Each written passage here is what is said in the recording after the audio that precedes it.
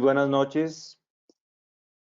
Les saluda Rafael Guerrero Lozano, gastroenterólogo pediatra, miembro de la Sociedad Colombiana de Pediatría, actualmente director del Departamento de Pediatría de la Universidad Nacional de Colombia. Bienvenidos a este tema que es muy atractivo para muchos, muy pesado para otros, y yo voy a tratar de hacerlo de la manera más sencilla, más amable, para que ustedes puedan eh,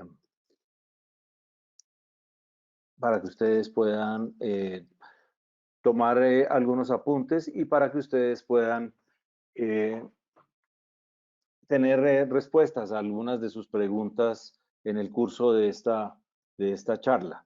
Es decir, si ustedes gustan, a través del chat pueden estar incluyendo las preguntas que consideren que podemos responder.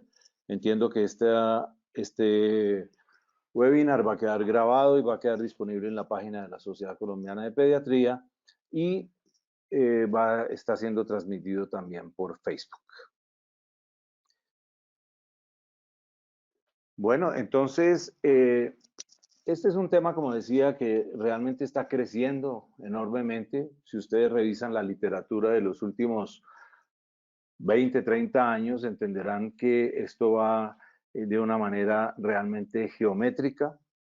Y pues ustedes encuentran que hay de todo tipo de menús para enfocar el tema. Hoy yo voy a tratar de mantenerme más del lado clínico. Voy a hacerme un poquito lejos de lo meramente microbiológico, no solamente porque no sea el área de mi experticia, sino porque creo que el horario se presta para otro tipo de charla. Es muy probable que algún par de diapositivas ustedes las vean un poco recargadas. Por favor, tengan un poco de paciencia porque la intención no es que las lean. Bueno, entonces quisiera arrancar diciéndoles que esta es una charla que es patrocinada, pero cuyo contenido ha sido preparado de manera independiente por quien les habla. Y arranquemos por decir que este cuento de las bacterias, esta historia que va creciendo a manera agigantada, como decíamos, de manera geométrica, realmente es un cuento viejo. Realmente se está hablando de bacterias hace muchísimos años, pero realmente está aumentando la información. Fernando, estoy sin control. Ya, perdón. Pero se ha hecho complejo, se ha hecho muy grande, y lo cierto es que ahora se conoce mucho mejor este tema de lo que es las bacterias intestinales, la microbiota intestinal, el microbioma, es decir, todo ese sistema, todo ese mundo de bacterias que está conviviendo con nosotros. Tengo un problema para pasar las diapositivas, no sé cuál es. Fernando. Doctor, sí, acá estoy. No, tiene que seleccionar sobre el PowerPoint Pero y... no están pasando. Ya. Lo cierto es que realmente nos falta mucho por aclarar, y yo diría que nos falta por aclarar especialmente las relaciones que existen en todo lo que se ha escrito acerca de las bacterias y lo que es la salud y la enfermedad. Entonces, de la mano de este tema del microbioma, de la microbiota, ustedes han visto desarrollar una serie de palabras, una serie de términos que sencillamente los voy a mencionar acá y explicar de manera muy, muy breve. Recuerden ustedes que si bien comenzamos a hablar inicialmente de probióticos, es decir, de elementos o de alimentos mejor que contienen una serie de microorganismos que son capaces de producir algunos efectos en el sistema, digamos, en el organismo. También existen entonces los probióticos, que son una serie de sustancias que son capaces de darle un alimento a esos microorganismos y de mantenerlos vivos y a la vez establecer una relación simbiótica, y por eso existen los simbióticos, una relación de coexistencia entre prebióticos y probióticos que van a terminar produciendo algún tipo de efecto. Y también últimamente se está hablando entonces de los posbióticos, y los posbióticos sencillamente son las moléculas, los metabolitos que pueden desprenderse de este sistema, de esta interacción de los probióticos en el organismo, de las bacterias en el organismo y los efectos que pudieran tener. Realmente las cosas han progresado mucho y se pasó de, repito, de hace unas décadas en que se veían las bacterias, obviamente los cultivos, se sabía qué era lo que había allí, bacterias, siempre se ha reconocido el papel de las bacterias o por muchos años, pero apenas ahora se está realmente trabajando de esta forma tan detallada. Entonces tenemos que no solamente está la metagenómica en el sentido de que hay una descripción de la carga genética de una población que frecuentemente es mixta. Está la metatranscriptómica, que tiene que ver con esa descripción de una serie de estructuras fundamentalmente proteicas que le permiten a uno ver cuál es el entorno en que se mueven esas bacterias y cómo es que interactúan con el organismo. Y por supuesto la metabolómica, que como su nombre lo dice, incluye una serie de procesos metabólicos que se desprenden de la acción de esas sustancias que se producen a partir de los probióticos, de las bacterias. Estas dos siguientes diapositivas se ven pesadas y quisiera sencillamente usarlas para decir a manera de resumen qué ha pasado en estas dos últimas décadas. Se sabe hoy en día que la microbiota, ese conjunto de bacterias que tenemos, esas grandes poblaciones de bacterias, se heredan y que cambian en la vida. Se ha determinado que se puede hacer transferencia de la microbiota en animales libres de gérmenes, es decir, se puede tener un animal absolutamente estéril, con el intestino estéril, y se le puede sembrar una microbiota que le va a dar determinados comportamientos. Se sabe hoy por hoy que la microbiota influye en procesos metabólicos y por eso hay algunas drogas que se han denominado drogas dirigidas o en inglés targeted drugs, que son las que sencillamente tienen una misión absolutamente determinada a partir de una serie de estos procesos de los microbios. Hay una secuenciación, desde luego, desde el punto de vista bioquímico. Se conoce cómo cambia la microbiota a lo largo de los años y cómo se vuelve en los primeros años y después cómo se vuelve estable en la etapa adulta. Se sabe que la microbiota tiene que ver con la inmunidad y que hay una regulación de la inmunidad a partir de eso. Y se sabe también que la microbiota tiene cambios en la medida en que uno cambie la manera de alimentarse. Y por supuesto, dependiendo de todas estas cosas que están mencionadas en estas diapositivas, se puede hacer transferencia de fenotipos de bacterias al trasplantarlas de un individuo a otro. Pero de otro lado, pues hay una serie de cosas que afectan la microbiota y que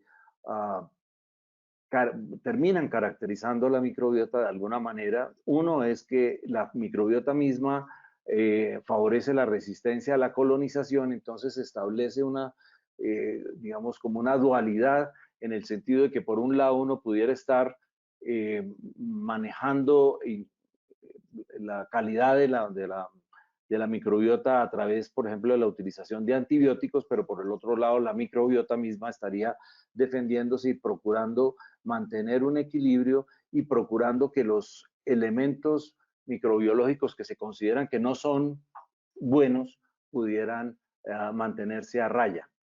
Esa microbiota puede ser alterada por medicamentos, por drogas, y hoy por hoy se ha hecho un análisis grande, realmente, como vamos a mirar ahora, de la microbiota en poblaciones, en países que están dedicados a estudiar esta situación.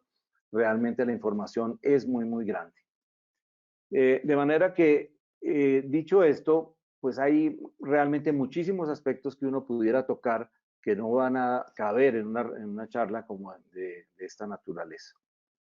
Pero aquí hay algunos datos que ustedes en general deberían conocer y que la mayoría de las veces esto está manejado claramente por el personal de salud, lo conocemos, pero a veces, digamos, lo conocemos, lo tememos muchas veces, pero frecuentemente como que no le ponemos mucha atención a lo que pudiera estar sucediendo con ellas.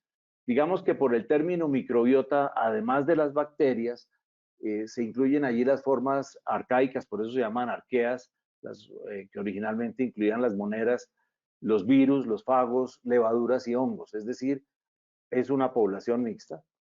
Y ahí en la diapositiva encuentran ustedes cómo el peso de la materia fecal está constituido por 10 a la 11 o a la 12 por gramo de materia fecal. Es decir, buena parte del peso de la materia fecal habitual corresponden a bacterias. Se conocen alrededor de 4.000 o 5.000 especies. Estoy hablando de esto en 2014, se habían cultivado de ellas 1.000 aproximadamente. Se consideran que son únicas por individuo entre 150 y 400 especies, pero que son compartidas otro número alrededor de 60. Y aquí están los nombres de las bacterias que más frecuentemente, de los elementos bacterianos que más frecuentemente vemos en las publicaciones y en la clasificación como actualmente está. Los firmicutes, que corresponden a los lactobacilos, o los lactobacilos corresponden a los firmicutes, los bacteroidetes, que incluyen la prebotela, y los bacteroides, y el actinobacter, que incluye las bifidobacterias. Si ustedes se fijan, estos son los términos más frecuentes, los que están en paréntesis, los más frecuentes en relación con la literatura que la mayoría de los clínicos tenemos que revisar. Se nos olvida con frecuencia cuáles son las funciones de las bacterias en el intestino. Digamos, a veces se ve con un papel absolutamente simplista la presencia de las bacterias, como si fuera una cosa que sencillamente tuvo que quedarse allí y de la cual nos tenemos que proteger. Y realmente las funciones de esas bacterias en el intestino pues son bastantes, como ustedes pueden apreciar. De una parte, pues las metabólicas, frecuentemente, recuerden ustedes que se asocia la síntesis de la vitamina K y de la vitamina B a los procesos en los que intervienen las bacterias, pero también hay una serie de procesos que tienen que ver fundamentalmente con los ácidos biliares, con el metabolismo de los ácidos biliares, la conjugación o la deconjugación, mejor, de los ácidos biliares, que pudieras mantenerse en un nivel normal, pero también de pronto aumentarse y generar, por decir, diarrea. Pero de otra parte, las bacterias también entonces tienen, por ejemplo, un papel de ahorro energético. Vamos a ver si aparece aquí el marcador. El ahorro energético a partir de la fermentación que ejercen sobre carbohidratos que no hemos digerido. Recuerden ustedes que cuando no digerimos particularmente carbohidratos como los que están presentes en lo que llamamos la fibra dietética o dietaria, esa fermentación trae como consecuencia la producción de ácidos grasos de cadena corta que van a ser reincorporados a la economía de la energía a partir del intestino. Es decir, la fermentación de los carbohidratos en el colon de alguna manera rescata parte de lo que se está perdiendo porque no ha sido absorbido. Y desde luego se ha establecido una relación metabólica con la eliminación, pero también por otro lado con la producción de algunos carcinógenos. Y una misión de las bacterias de alguna manera también es la de defensa, porque resulta que las bacterias son parte de la barrera del intestino. Y esa barrera, ya vamos a ver ahora en un momento, realmente es una cosa dinámica, no sencillamente una pared en la que estén haciendo masa las bacterias contra el epitelio intestinal, es una actividad permanente del día a día y de la cual dependen muchas de las reacciones en el organismo. Fíjense ustedes, hablando de cómo han progresado las cosas, aquí apenas está obviamente la publicación hasta los primeros del año 2000 y ustedes ven que si la curva en azul es la de las bacterias. Realmente la descripción, el acumulado de especies que se han cultivado a partir del tracto gastrointestinal humano va en un ascenso realmente muy rápido. Es decir, el progreso desde este punto de vista ha sido muy, muy importante a partir de 1980, 1990. Por supuesto, hay otro tipo de organismos como las eucarias y las arquea que no tienen el mismo rendimiento. Pero aparte de eso, aparte de los cultivos como tal, realmente se ha hecho secuenciación, como decíamos al principio, la secuenciación de muchos de estos elementos que están en los filos y en los géneros microbiológicos, y especialmente en el caso de los firmicutes que están en este gráfica que llamamos de Ponqué o de Pi. Estas son las secuenciaciones de los firmicutes, y ustedes ven cómo está repartida en tres. Esta que está más densa, que está en color más denso, son los que ya están definidos, estos menos densos parcialmente definidos, y los otros todavía que faltan por definir su secuenciación, pero de todas maneras el avance realmente es muy rápido.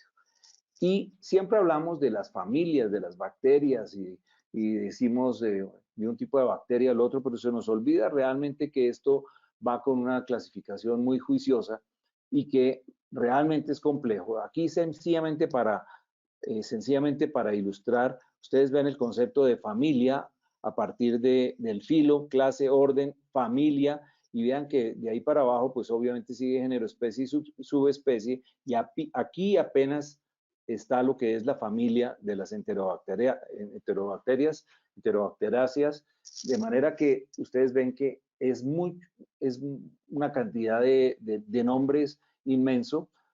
Algunos de ellos van cambiando, la taxonomía va cambiando, pero se va volviendo muy complejo, y realmente nosotros el conocimiento que tenemos es relativamente poco, si bien está progresando, como decimos, muy rápidamente. Y entonces, ¿qué pasa con esta flora antes llamada la flora, que realmente es la microbiota? ¿Qué pasa en la vida? Realmente la vida en los primeros años, la flora va cambiando, esa microbiota va cambiando. Y va cambiando de esta manera. Fíjense ustedes que si aquí está el feto y aquí está el recién nacido, señalado con el puntero, acá están obviamente los muy mayores, ustedes entenderán por el color, no sencillamente por el color que hay en cada uno de estos gráficos, cómo van cambiando. Fíjense que el color rosado es el de los firmicutes, y va cambiando en el comienzo. Vean ustedes que la proporción en el comienzo es claramente diferente que en el feto, después cuando el niño nace, después en el niño más grande, y claramente en el adulto, si bien se mantiene estable por mucho tiempo, después va cambiando un poco hacia la senectud. ¿Qué factores influyen? Desde luego el ambiente, no cabe la menor duda, pero fíjense ustedes que en el recién nacido y en el feto son fundamentales estos que están señalados aquí. Los factores maternos, específicamente cuál es la microbiota de la mamá, la flora vaginal y la periodontitis, la enfermedad gingival, la periodontitis. Acuérdense ustedes que acarrea también un cambio en la flora del niño y del feto. La vía del parto, se sabe también que cambia el patrón de la microbiota, y desde luego algunos factores genéticos. Es decir, esta microbiota está modulada desde el comienzo en el feto, en el niño recién nacido, después en el niño más grande en el niño recién nacido, dependiendo de la alimentación, si está con alimentación materna, es decir, leche materna, o si ha sido alimentado con fórmula, bien sea como complemento o como alimento único, el patrón puede cambiar. Después la introducción de los alimentos, la alimentación complementaria va haciendo cambiar ese patrón microbiológico, y después en el niño ya más grandecito va a depender cómo es el estado nutricional del niño, qué tan sano se mantiene, y por ejemplo, una cosa que es muy frecuente, que son los tratamientos antibióticos.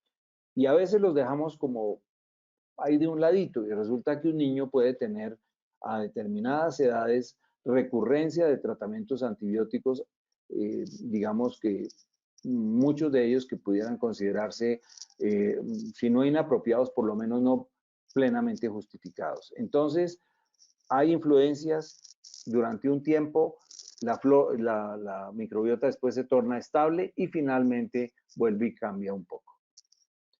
Y esto sencillamente es para mostrarles que si bien aquí en esta parte de izquierda de la diapositiva está toda una descripción de muchas de estas bacterias, ustedes ven los colores diferentes, esto es una cuestión como estratificada también, las poblaciones bacterianas son estratificadas, pero más que la cantidad de las bacterias y esta estratificación de las bacterias, realmente lo que importa es lo que hacen esas bacterias. Y a manera de ilustración, en el lado derecho ustedes pueden encontrar una serie de actividades enzimáticas que son desarrolladas por las bacterias, no las mismas en todos los casos. De manera que de qué cantidad de bacterias tiene un individuo, de qué calidad de bacterias tiene, perdón, de qué tipo de bacterias tiene un individuo, y si a eso se le suma qué cosas metabólicas, qué patrones metabólicos son capaces de adaptar esas bacterias, entonces así va a ser la respuesta del individuo a, a las influencias que pueda haber en la dieta y en las alteraciones que puedan sufrirse por la utilización de algunos medicamentos. Y este es un esquema que realmente es muy, muy importante. Si bien está en inglés, creo que es perfectamente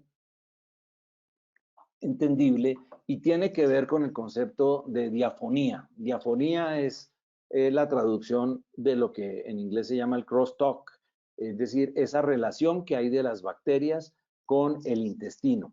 Y si ustedes ven aquí la línea del epitelio intestinal y acá están las bacterias, de este lado tenemos lo que es, a la izquierda tenemos lo que es el estado, digamos, de salud, y ese estado de salud se mantiene en equilibrio por factores genéticos, por la comida misma, por la dieta del individuo y por las drogas. Este equilibrio entre bacteria, metabolitos, dependiendo de la cantidad y la calidad, va, cuando se rompe, entonces va obviamente a generar enfermedad. ¿Y qué pasa?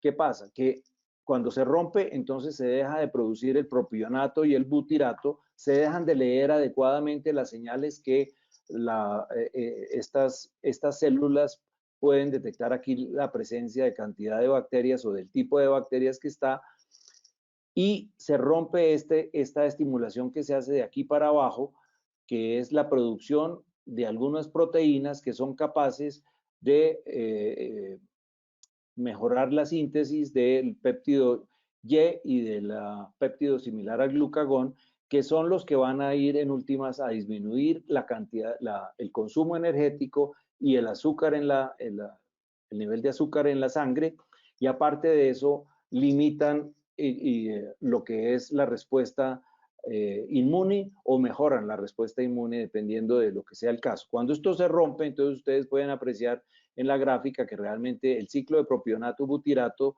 se pierde, no hay ese rescate de la fermentación, no existe adecuado rescate de la fermentación, y este nivel aquí de los péptidos que se estaban produciendo se pierde, y al perderse, entonces lo que uno encuentra es que va a subir el nivel del azúcar y se va a generar enfermedad, digamos, metabólica. Fíjense que uno, diciéndolo así, pues obviamente lo ve muy sencillo, pero realmente el equilibrio es permanente, es muy estrecha la relación de bacterias con el intestino, la cantidad de sustancias mediadoras que están a este nivel es grande, y realmente a lo largo del día y a lo largo de las épocas, pues puede ir cambiando dependiendo de qué tantos medicamentos esté consumiendo uno, cuáles son los factores genéticos que estén balanceando la microbiota de cada individuo y desde luego la dieta que cada uno de nosotros tenga. Y fíjense ustedes entonces que comienza a haber diferencias en los patrones de bacterias que hay en diversas poblaciones. Y esto está estudiado ya en varios artículos y ya está descrito como los obesos tienen un patrón que es claramente diferente, como ustedes pueden apreciar en esta diapositiva, que el de los individuos que son delgados. Y parece ser que ese espectro es perfectamente detectable en la medida en que el individuo va dejando la delgadez y más que la delgadez, digamos, va dejando eh, la categoría, digamos, de eutrófico para pasar sencillamente a la categoría de sobrepeso y de obesidad. Es decir, esto no es que cambie de un día para otro y es detectable perfectamente con los exámenes que hay en este momento en los laboratorios. Y hay otras cosas que cambian, desde luego, también, perdón, otros estímulos que cambian la microbiota, como la alimentación, decíamos, pero entonces ya no la alimentación del individuo en un tiempo determinado, sino la alimentación de toda una comunidad. En esta diapositiva ustedes aprecian en la parte de arriba, no importa, digamos, el detalle, pero noten ustedes que los colores que están para el tipo de bacterias que están resaltadas acá, que son Probotella, son bacteroides y firmicutes, pero más que todos los primeros, los bacteroides, que es esta franja verde, los rojos son los firmicutes. Vean ustedes que estos son los niños de Burkina Faso, es decir, son los niños africanos con una dieta que tiene mayor cantidad de fibra probablemente en algunos casos, pero también hay mucho niño desnutrido en Burkina Faso. Entonces, este patrón es diferente del de los niños europeos, supuestamente mejor nutridos, pero con una alimentación que es más industrializada. Entonces, realmente hay una diferencia en poblaciones dependiendo de la manera como consumen eh, su alimentación. Y aquí hay un resumen realmente muy escueto de lo que pudiera ser la relación de la dieta y del microbioma. Uno que es importante, me parece que de señalar, es que la dieta que tiene buena cantidad de fibra, por lo que estábamos diciendo, como la fibra, repito, no se digiere y pasa al intestino grueso. En el intestino grueso es metabolizada por las bacterias, se producen los ácidos grasos de cadena corta, butirato, propionato, y estas se reincorporan a la actividad metabólica y, como mostrábamos en la otra diapositiva, sencillamente el nivel de azúcar, el nivel de carbohidratos y el nivel de control metabólico mejora en la medida en que haya más fibra. Por un lado eso. Por el otro lado, se ha visto que en los casos de enfermedad cardiovascular, la relación de la microbiota probablemente sería con esta reacción metabólica de cambiar la fosfatidilcolina entre trimetilamina N-óxido, vinculándolo claramente con la posibilidad de enfermedad vascular. Como decíamos, el control del azúcar, y acá está marcado por la hemoglobina glicosilada, mejora en la medida en que haya un incremento de ácidos grasos de cadena corta, y estos estarían relacionados desde luego con la fibra que se consume. Pero por el otro lado, se ha visto que algunos de los mecanismos catabólicos de carbohidratos están realmente relacionados con una variedad inmensa de factores genéticos que cambiarían la función de las bacterias y cambiarían ese espectro enzimático que habíamos mencionado hace un par de minutos. Y por último, digamos que uno podría decir que la dieta, recientemente han aparecido creo que tres artículos en que realmente ya se está hablando de dietas dirigidas, dietas que apuntan a la modulación del sistema inmune. No quiere decir esto, y quiero dejarlo en claro desde ahora, que hay que recomendar determinado tipo de alimentación, que es lo que va a hacer. qué es lo que va a generar una estabilidad de la microbiota. Lo que yo creo que hay que hacer es conocer al individuo, conocer cómo come para poder normalizar sus hábitos en principio, porque por lo demás esto por ahora son hallazgos de laboratorio y presentaciones en publicaciones. Entonces, hay microbiomas diferentes en estas situaciones. Es diferente el microbioma si hay parto vaginal o si se hace por cesárea. Y ahí ustedes dirían, bueno, pero es que esto es más o menos obvio porque el niño no pasó por un canal en donde hay realmente unas bacterias normalmente habitantes allí y esto el niño no las va a recibir. De hecho, no tiene contacto con el perine el niño en este caso. Entonces es diferente. Es diferente el niño que recibe lactancia materna al niño que recibe fórmula. Es diferente el patrón de la microbiota del obeso, del delgado o digamos del eutrófico mejor, y es diferente también en el caso del desnutrido. Pero también se han encontrado en otras cosas cambios en la microbiota, como en la enfermedad intestinal inflamatoria, léase Crohn específicamente, y enfermedad colitis ulcerativa. Y es diferente el microbioma en los jóvenes y en los ancianos. Entonces, creo que allí tenemos algo para mirar y que pudiera ser relacionado con las intervenciones que eventualmente pudiéramos hacer. Otro elemento que me parece a mí muy importante y que está reconocido desde hace ya mucho tiempo en lo que es la génesis de los procesos de las enfermedades y de los síntomas funcionales es el eje intestino-cerebro, que siempre se ha visto desde el punto de vista neurohormonal mejor. Es decir, siempre se ha reconocido pues, que obviamente hay una relación del sistema nervioso central con las conexiones que hay en el sistema nervioso entérico y, como ustedes saben, se ha hablado del segundo cerebro y una cantidad de interrelaciones neurohormonales inmunes que hay a nivel del epitelio intestinal y de las zonas musculares del intestino incluso.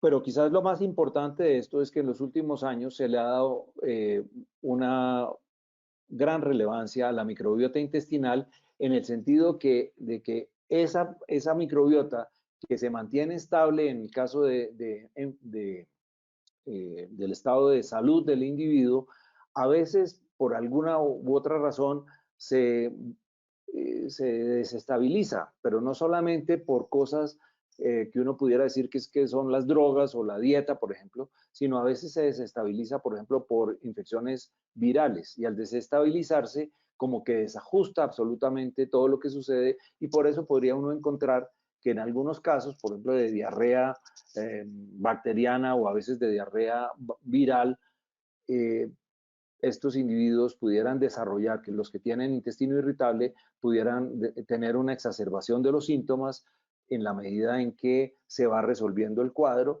pero quedan como si estuvieran más sintomáticos después de la diarrea. Y de hecho hay muchos pacientes con síntomas funcionales, incluso dispépticos, que se alborotan, por decir, en su presentación, en su debut, sencillamente se alborotan es por una infección digamos, de tipo diarreico, una infección gastrointestinal. Entonces, es importante tenerlo en cuenta porque seguramente por ahí va a venir mucha de la información.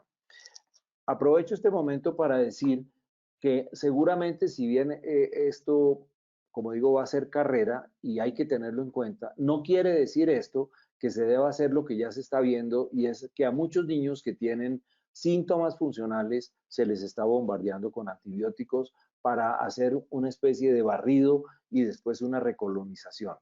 Realmente si lo que estamos hablando es de que se debe mantener el equilibrio, lo que menos deberíamos estar haciendo es barriendo con antibióticos. Entonces, de las drogas y microbioma, uno podría decir que la relación pudiera ser esta que está señalada aquí. Uno tiene, por un lado, los antibióticos, los inhibidores de bomba de protones, que son de frecuente uso, los antiinflamatorios no esteroideos y la metformina como ejemplo, que son capaces de alterar el microbioma. Y yo de aquí quiero resaltar por lo menos los dos primeros antibióticos y los inhibidores de bomba de protones, que a veces se utilizan o con mucha frecuencia se utilizan de manera indiscriminada en pediatría. Pero por el otro lado, el microbioma mismo es capaz de cambiar algunos de los efectos farmacocinéticos, algunos de los elementos farmacocinéticos de algunos medicamentos, particularmente algunos que se utilizan en quimioterapia, por ejemplo. Entonces, aquí hay otro elemento en el que seguramente vamos a tener muchísima información en los próximos años. Pero quiero señalarles unas cosas más cercanas a la práctica de los pediatras. En el año 2018, claramente antes de esta pandemia, yo hice esta pequeña revisión para otro evento en que se presentó algo similar y tiene que ver con qué probióticos habían recibido los niños en 100 consultas seleccionadas. Es decir, y vean ustedes que en 100 había niños que habían recibido entre 1 y 4 probióticos para estos diagnósticos. Para el estreñimiento, en un 44%. Para el cólico del lactante, en un 91%. Para intestino irritable y dolor abdominal, un 56% menos. Para diarrea persistente, 89%. Y si alguno de estos pacientes, de estos niños, tenían episodio de diarrea aguda reciente en la historia, de acuerdo a la historia, vean ustedes que habían recibido el 94%, habían recibido probióticos. La pregunta que uno se hace en una consulta como la de un gastroenterólogo pediatra es si todo esto es tan bueno, digamos, si uno tiene que formular tantos probióticos, entonces, ¿por qué el recambio de probióticos? Es decir, quiere decir que no hay un probiótico que sea óptimo. ¿Por qué las interconsultas y por qué los cambios de médico? Porque frecuentemente los pacientes terminan cambiando de médico cuando tienen este tipo de patologías sin resolver. Es decir, vean ustedes que uno podría decir ahí, sí, no les hizo nada de daño el probiótico, pero realmente qué tanto les aportó. Entonces, con eso yo quisiera decir que una cosa son los avances que hay en el conocimiento actual del microbioma. Realmente hay muchos avances, pero otra es su aplicación en lo que es salud y enfermedad. Es decir, una cosa es la importancia del microbioma y otra cosa es la utilidad terapéutica de algunos productos que se han desarrollado. Y vean ustedes qué pasa cuando uno revisa la utilidad de los probióticos a partir de Cochrane. Voy a señalar aquí algunas cosas que son frecuentes. Tratar diarrea aguda infecciosa. Dice la revisión Cochrane, dudoso de beneficio, mínimo o ninguno. 2020. Tratar diarrea persistente, evidencia muy limitada, datos no conclusivos, 2013. Prevenir el cólico del lactante sin evidencia clara del beneficio, 2019. Dolor abdominal recurrente, evidencia baja a moderada, 2017. Esta que es más vieja, prevenir alergia a los alimentos, evidencia insuficiente para recomendar adición a alimentos infantiles. Y aquí otras, inducir remisión en la enfermedad de Crohn y en colitis ulcerosa, evidencia muy incierta y de baja certeza en el caso de colitis ulcerosa. Prevenir enterocolitis necrosante, vean ustedes qué interesante porque las revisiones que se hicieron inicialmente eran muy prometedoras con la enterocolitis necrosante, la utilidad de los probióticos en en enterocolitis necrosante, en prematuros, en niños muy prematuros, de muy bajo peso, y hoy por hoy, al mejorar la calidad de las revisiones, se ha encontrado que la certeza el mensaje no es tan contundente y se habla de baja certeza. Quizás en donde uno encuentra más es en aquello de prevenir la diarrea asociada a antibióticos y en la diarrea asociada a Clostridium difficile. Y ustedes ven que la evidencia es moderada y probablemente más de un autor pudiera decir, oiga, es que sí vale la pena utilizarlo y probablemente es bueno usar probióticos en estos casos. Pero acuérdense ustedes que no todos los niños tienen diarrea por Clostridium difficile y que probablemente lo primero que uno debería hacer para evitar la diarrea asociada a antibióticos es precisamente ser racional en el uso de antibióticos. Ahora, en la parte de abajo de la diapositiva dice, pero y el pero es, realmente hay una zona gris en muchísima de la literatura en que dice, bueno, pero si usted considera que de pronto pudiera servirle, no le va a hacer daño, si quiere usted formúlelo. Yo personalmente creo que seguramente la información en este momento es para que uno haga otro tipo de medicina y que seguramente no todos los niños tendrían que tener la formulación de probióticos en la magnitud en que la estamos viendo. Repito, hay algunas asociaciones que están de todas maneras recomendando, a pesar de que estas son las conclusiones de Cochrane, hay otras revisiones con otros criterios que han dicho que se pueden utilizar. Pero entonces, a propósito de eso, una pregunta que yo me debo hacer es, ¿quién publica? ¿Quiénes son los autores de determinadas publicaciones? ¿Qué hay detrás de esas publicaciones? Pero ya desde el punto de vista de los productos, yo diría, ¿quién presiona la utilidad de los productos? ¿Quién presiona la formulación? ¿Cuál es el resultado que se ofrece? ¿Quién está formulando? ¿Cuánto cuesta formular? ¿Quién controla la calidad de estos productos? Entonces, me parece interesante mostrarles aquí un concepto de una entrevista que dio Colin Keeley en la semana de gastroenterología de 2000, hace un par de años, que dice, resume así en una entrevista, dice, el trasplante microbiota es ampliamente aceptado como la terapia más efectiva para la infección recurrente por Clostridium difficile.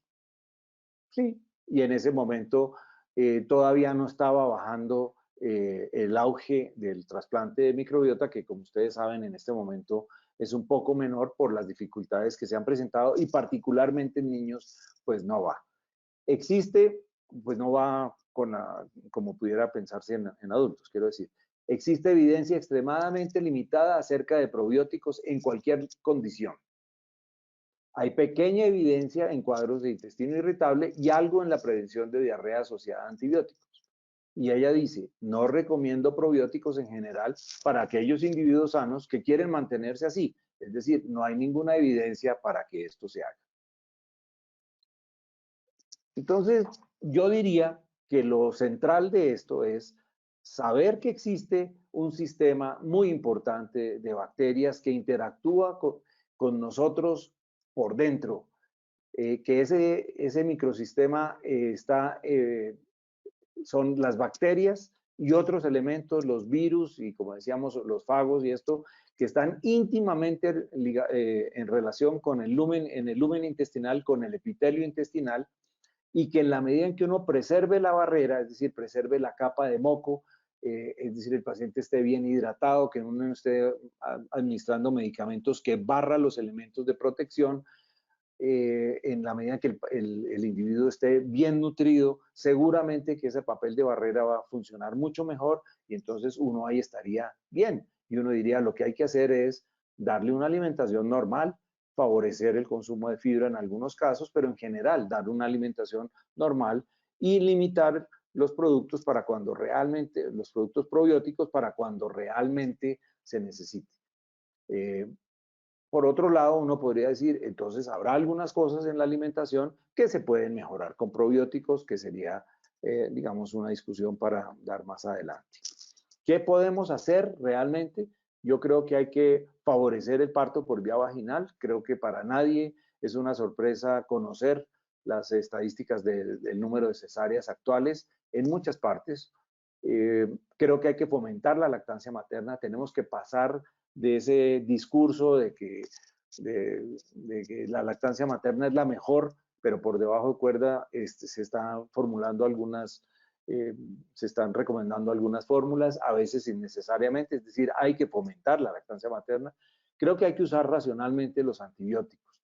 Y cuando digo racionalmente es que creo que realmente el médico debería tener en cuenta que muchos de los cuadros que se presentan en pediatría realmente no requieren este tipo de medicación. De hecho, muchos diagnósticos son de origen viral y terminan con antibióticos. Recomendar una alimentación normal, que creo que es fundamental. Hay que enseñarle a la gente a que coma y que coma bien. Creo que hay que evitar los cambios dietéticos innecesarios. Esas dietas que son, deje de darle tales cosas durante 8 días y después póngale otros cambios dramáticos para otros 8 días para que le cambie el microbioma, etcétera. Eso es pura, digamos, carreta, para no decir otra cosa. Y creo que con este tipo de productos, en relación con lo del microbioma y los probióticos, no deberíamos ni esperar ni ofrecer milagros, porque probablemente eso es lo que nos permite un mejor uso. Entonces creo que esto es una situación de respeto, en este sistema, ese microbioma.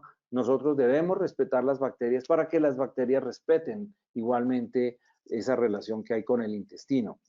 Entonces, yo aquí tengo 3 frases que me parece que le recuerdan a uno eso. Hay un refrán que dice que la vecindad es casi parentesco. Dice, cuando uno es vecino de alguien, hay muchísimas cosas que se saben, hay una conversación permanente, pero hay que mantener unos límites. Un buen vallado hace buenos vecinos, dice Robert Frost. No sé en qué año lo dijo, pero está atribuida esa frase a Robert Frost. Y una que es de la película de Woody Allen, que es uno de los protagonistas en Match Point, que dice, no conoces a tus vecinos hasta que hay una crisis. Y evidentemente, fíjense ustedes que esto de las bacterias ha estado allí, las hemos reconocido, hemos hablado de bacterias, incluso ustedes recuerdan toda esta historia de los bacilos búlgaros de hace 40, 50 años, cómo reponerlas, cómo dar determinados alimentos para que el niño no le hiciera tanto daño, los antibióticos, etcétera. Pero ¿por qué no actuamos un poco preventivamente en el saber que realmente las bacterias deben estar allí, que todos esos elementos del microbioma, no solamente las bacterias, sino los demás, nos permiten estabilidad, nos permiten salud, y que en la medida en que comamos bien, conozcamos nuestra genética y no estemos tomando medicamentos que no necesitamos, o que utilicemos los que pudieran ser de beneficio, entonces vamos a estar mejor. Entonces, con esto les doy las gracias y estoy dispuesto para oír las preguntas que ustedes consideren, que vamos a mirar a ver si aquí en el chat a ver si las puedo leer. La microbiota también puede estar asociada con el cáncer de colon, dice Estefanía. Realmente no conozco mucha información con respecto a esto, pero de todas maneras se ha dicho que muchos de los cánceres digestivos tienen alteración del patrón de la microbiota. El asunto es qué tan reproducible es esto en diversas comunidades y para el mismo tipo de cáncer. Entonces, yo diría que muchos de estos pacientes tienen cambios en la microbiota, pero no necesariamente tienen que tener una relación directa. Sin embargo, cuando uno comienza a leer para otros tipos de cáncer, entonces uno dice, bueno, pero ¿por qué no pudiera ser para esto? No lo sabemos y yo no tengo el dato. ¿Cuál es el impacto de la microbiota intestinal en respuestas terapéuticas contra el cáncer? Bueno, lo que se ha visto es que hay algunos medicamentos en los cuales yo no soy ni mucho menos el experto, porque no los conozco, que se comportan claramente mejor dependiendo de las microbiotas que se han estudiado. Pero eso se ha utilizado fundamentalmente para generar lo que se llaman las drogas dirigidas. Es decir, que si un individuo tiene determinada composición en la microbiota, probablemente pudiera beneficiarse de uno o de otro tipo de medicamento, y hasta ahí podría decir yo.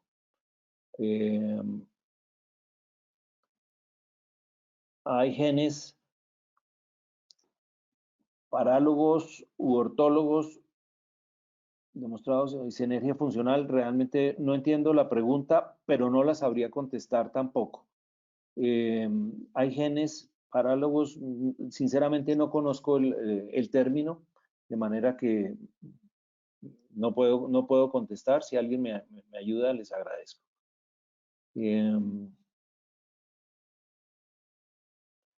Dice el doctor Betín, Alfonso Betín, buenas noches. Mi pregunta es si un examen de microbiota podría ayudar a tomar decisiones. Es muy probable que en el futuro esto vaya a suceder. Digamos, hay algunos laboratorios que ya tienen unos bancos inmensos para el estudio de esto, y el asunto es realmente que se debería tener muy claro qué es lo que va a pasar, qué es lo que se va a hacer con esa información. Mm, Yo creo que ese futuro no está tan lejano y probablemente va a ser una forma de tratar a algunos individuos que tengan cosas realmente dramáticas, digamos que como a la medida, digamos, como que los tratamientos se hicieran a la medida. Pero nótense que probablemente eso que está señalando el doctor Betín allí tiene que ver con por qué algunos tratamientos de algunos productos que se venden como probióticos pueden no resultar tan buenos. Y es que uno dice, es que un medicamento que sirva para tal variedad es muy difícil. Un medicamento que sirva para romper ese imbalance que se ha generado por diferentes bacterias con diferentes relaciones enzimáticas en diferentes individuos, probablemente un solo producto no sirva y seguramente que después vamos a tener una mejor respuesta de eso. Sobre los fermentos lácteos hay evidencia. Yo creo que los fermentos lácteos los han dejado muy a un lado porque muchos de los que se usaban realmente no llegaban, por decir, vivos a donde tenían que cumplir con su función. Lo que sí se sabe es que en la medida en que los productos lácteos sean complementados, probablemente eh, el, el, el, beneficio para el individuo sea mejor. Eh, pero aquellos fermentos lácteos que venían, hasta donde yo me acuerdo, en unas ampolletas, creo que no tienen mucho que hacer. Y creo que de pronto lo que uno tiene que mirar allí es cuáles de los productos, bien sea lácteos o de otros, pudieran estar complementados con lo que se llaman los prebióticos, específicamente con elementos de fibra, como los GOS y los FOS, que no necesariamente tienen que ser solamente para las fórmulas infantiles, sino en otro tipo de productos que pudieran servir para el individuo. ¿Qué es para usted comer bien? Muchas gracias por esa pregunta, porque comer bien pues es muchas cosas. Yo diría que comer bien, lo primero es comer con ganas, con disponer de qué comer y dentro de lo que sean las ganas y el disponer de qué comer, poder cumplir con aquellos postulados que alguna vez escribió el doctor Escudero ya hace creo que un siglo, de que la alimentación para un niño pudiera ser completa, equilibrada, suficiente y adecuada. Yo creo que uno debe comer lo que se denomina una dieta normal. Creo que uno debe tratar de no hacer estas dietas ni relámpago, ni las dietas milagrosas que ni suben ni bajan de peso, ni las dietas milagrosas que quitan una enfermedad o la otra. Quiero señalar cómo con un problema tan serio, una situación tan dramática para muchos padres como es el autismo, se están abusando de determinado tipo de dietas para tratar de quitar una cosa que ya se ha visto que fracasa como tratamiento estas dietas, pero a la vez entonces se están haciendo tratamientos en algunos países con trasplante de microbiota, trasplantes fecales para ese mismo paciente con autismo, pero ese mismo paciente está tratado con 10 cosas más. Y entonces, en el fondo, cuando uno dice comer bien, pues es, como dicen, cumplir con los postulados de lo que es una dieta normal, cumplir, poder comer armónicamente y ojalá que todo el mundo pudiera tener con qué comer para satisfacer sus propios gustos. Mucho se habla de las bacterias, pero ¿cuál es el papel de otros microorganismos como levaduras, arqueas y protozoos? Importantísimo porque realmente todos están allí, todos están allí y son parte del microbioma. Y si por alguna razón, al principio los mencioné, y si por alguna razón se le va a uno la mano diciendo de las bacterias, realmente todas establecen, eh, ayudan al equilibrio del microbioma. Pero el asunto es que no todos los patrones de levaduras, por ejemplo, y de protozoos son parecidos en muchas comunidades y de hecho varían más de individuo a individuo y probablemente las bacterias sean más fáciles evaluar en ese sentido. ¿Qué usa del probiótico? ¿Qué opina del probiótico para el tratamiento del Helicobacter pylori? Gracias a la doctora Carolina López por esa pregunta. No hay una evidencia clara de que sirva para el tratamiento del Helicobacter pylori, si bien está recomendado por algunas asociaciones como coadyuvante, pero no hay una evidencia contundente al respecto. Alguien podría decir, es que es bueno darle darle probióticos porque entonces el tratamiento con antibióticos va a ser mejor tolerado, el tratamiento con antibióticos para el Helicobacter pylori va a ser mejor tolerado. Y yo diría, ¿por qué no nos hacemos la pregunta de si el Helicobacter pylori necesita tratamiento con antibióticos en ese individuo? Recuerden ustedes que el tratamiento para el Helicobacter pylori hoy por hoy está fundamentalmente dirigido a los pacientes que tienen ulceración claramente demostrada y procesos gastríticos erosivos que estén claramente demostrados en asociación con Helicobacter pylori, y que muchos niños que tienen Helicobacter pero que son o asintomáticos o tienen gastritis leves, probablemente hay que dejarlos quietos y no necesiten tratamiento. ¿A cuál es la hora ideal para recibir probióticos y por qué? Sinceramente no tengo ni idea de cuál pueda ser la mejor hora, porque si estamos hablando de probióticos en la alimentación, yo diría que deberían estar en la alimentación normal, dependiendo del hábito de cada individuo, bien sea en el desayuno, en el almuerzo, la comida o incluso en alguna merienda. Si es por medicación, si es por algunos de los productos utilizados como medicación, no sabría decir yo que haya una diferencia, y creo que la única variación ahí sería la acidez gástrica, y muchas veces la acidez gástrica está alterada más por otras cosas que por el mismo patrón horario, porque finalmente el organismo equilibra. Álvaro Mariño, muchas gracias por estar ahí, Álvaro.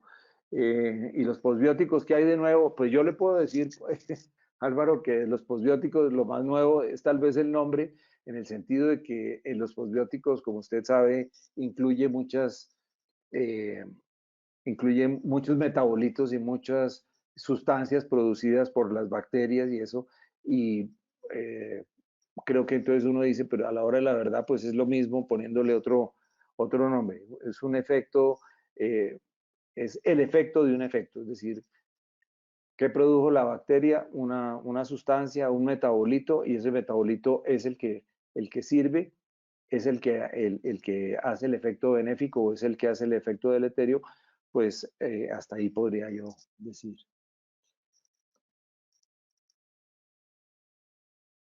Ah, Pacho Leal, buenas noches. ¿Cuál sería la utilidad de los probióticos en la prevención de alergias? Pues yo voy a decir una cosa que puede sonar irrespetuosa. Sé que las asociaciones de alergia, no sé, creo que la americana recomienda la asociación de probióticos en la alimentación, incluso de algunas de las madres. Sin embargo, de las madres gestantes y de los niños pequeños. Sin embargo, entiendo que la mayoría de la información, entre otras la de Cochrane, que como dije ya está de 2007, los efectos claros, netos, no son fácilmente evidenciables, y en ese sentido yo diría que pues no hay una necesidad en principio de usarlos. Me parecería, creo que a usted no se lo tengo que decir, pero me parecería fundamental que la gente recordara la lactancia materna y recordara la introducción oportuna de la alimentación complementaria como un factor más preventivo en ese caso. Si queremos fortalecer el sistema inmunológico en general, aparte de los vegetales en la dieta, deberíamos ahondar en un esquema de alimentación específico. Yo no creo, yo creo que el esquema de alimentación, yo quisiera repetir lo que es, no creo que el momento sea para discutir lo que es la dieta normal, pero creo que los cánones de la dieta normal están plenamente descritos y creo que lo que hay que hacer es tratar de buscar eso. Creo que con frecuencia hemos dejado de recomendar en las consultas de pediatría, hemos dejado de recomendar sobre la alimentación. Y creo que estamos respondiendo preguntas excesivamente puntuales, como si el niño puede o no debe comerse un paquete de papas fritas. Y el problema de pronto es más bien más estructural, es de educación más temprana y ojalá más completa. ¿Qué tan recomendables son las dietas fermentadas en el cuidado de la microbiota? Pues básicamente es el mismo concepto. El doctor Fernando Augusto vuelve y pregunta genes parólogos, ortólogos y sintonía, secuencias de DNA compartidas entre especies. Sinceramente, no le podría dar una respuesta adecuada, doctor. El doctor Fernando Sarmiento, muchas gracias por su comentario, Fernando. Dice la doctora Mónica Isabel Cano, ahora hay una oferta muy amplia de probióticos en el mercado supuestamente para mejorar el sistema inmune y patologías. Por lo mostrado definitivamente no tienen evidencia significativa. Yo creo que pues no se trata de desacreditar por desacreditar. Yo creo que la experiencia lo que le va mostrando a uno es que el uso indiscriminado de este tipo de productos que son tan milagrosos, lo que muestra, termina mostrando son fracasos muy frecuentes. Podría ampliar un poco el papel del magnesio en la microbiota. Debo decir sinceramente que no tengo suficiente para contestarle esa pregunta al doctor José Alejandro. No sé si, creo que no se puede abrir los micrófonos, pero me gustaría mucho, porque obviamente todos los microelementos, en la medida en que estén balanceados, seguramente que lo que tiene que ver con todas las reacciones enzimáticas, la respuesta del organismo va a ser más acorde, pero no sabría yo especificar.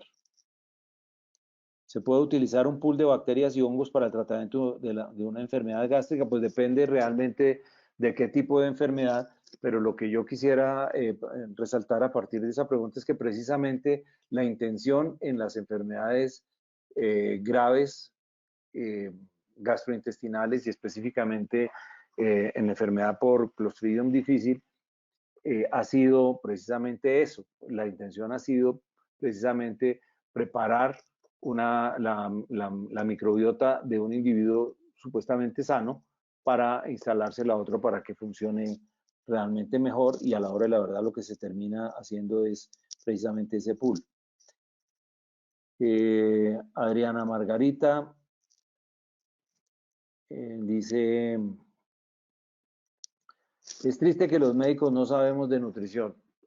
Sí, yo creo que gracias por el comentario. Yo diría que no podemos generalizar, pero es lamentable que en las escuelas de medicina el tema de nutrición se ha ido quedando a un lado.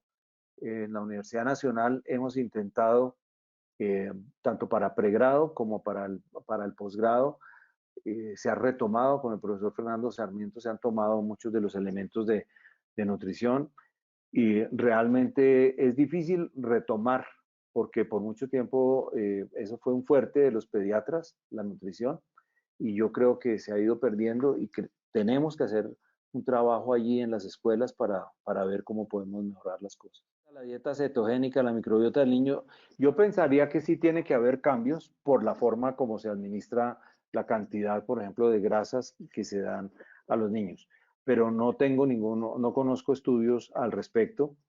Es muy probable que sí por los sustratos. No sé si hay alguna otra pregunta, creo que las he pasado. Muchas gracias a la doctora Mabel Jimena Machado. Muchas gracias por el comentario. Bueno, no sé, creo que hemos respondido la mayoría de las preguntas. Me disculpan si hay algunos temas que realmente no conozco. Si hay alguna otra pregunta, pues por el chat. Muchas gracias al doctor Fernando Augusto por su comentario. Bueno, entonces, si no hay otro comentario de mi parte, les agradezco enormemente la atención, la participación. Esperemos que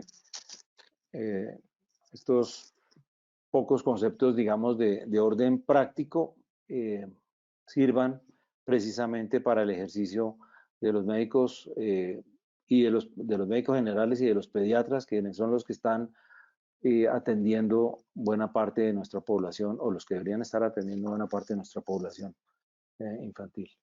Muchas gracias por su atención.